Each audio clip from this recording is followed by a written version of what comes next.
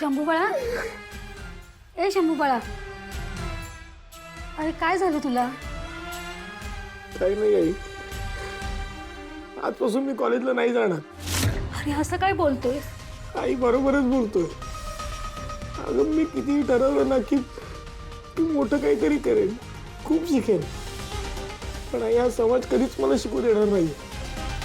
एका गरीबाचा मुलगा डॉक्टर होतोय, इंजिनियर होतोय, हे त्यांना नाही बघवत. आई आजपासून मी पण बाबांसारखंच दुकानात काम करणार. मी पण चपला शिवायचं काम करेन.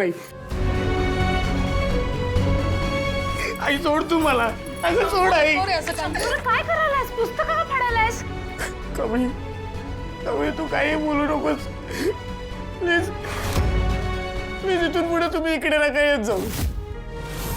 आणि ऋषी सरांना पण सांगा की मी तिथून पुढे कॉलेजला नाही येणार आहे.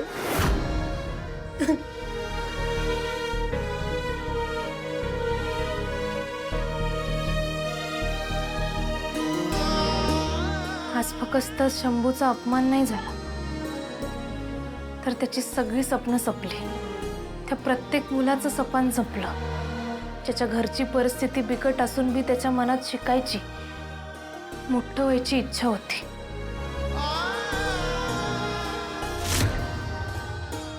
Tough signs are not the signs of failure. They are opportunities to become stronger, wiser and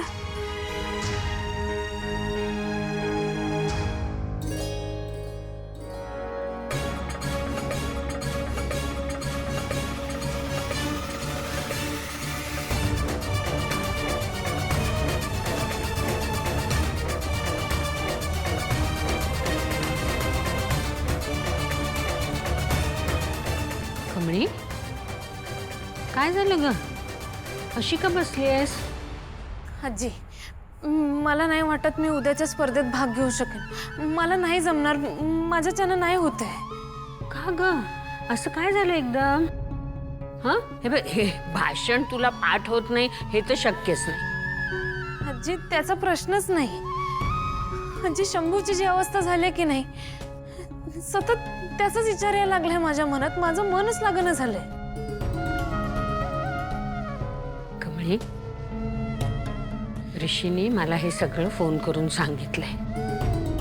मला माहिती आहे, पण तू त्याची काळजी करू नकोस. आपण शंभूचं शिक्षण बंद पडू देणार नाही. त्याच्या फीची काही ना काही सोय होईल. आपण त्यातून काही ना काही मार्ग काढू. या कारणामुळे तू एवढी डिस्टर्ब होणार आहेस का?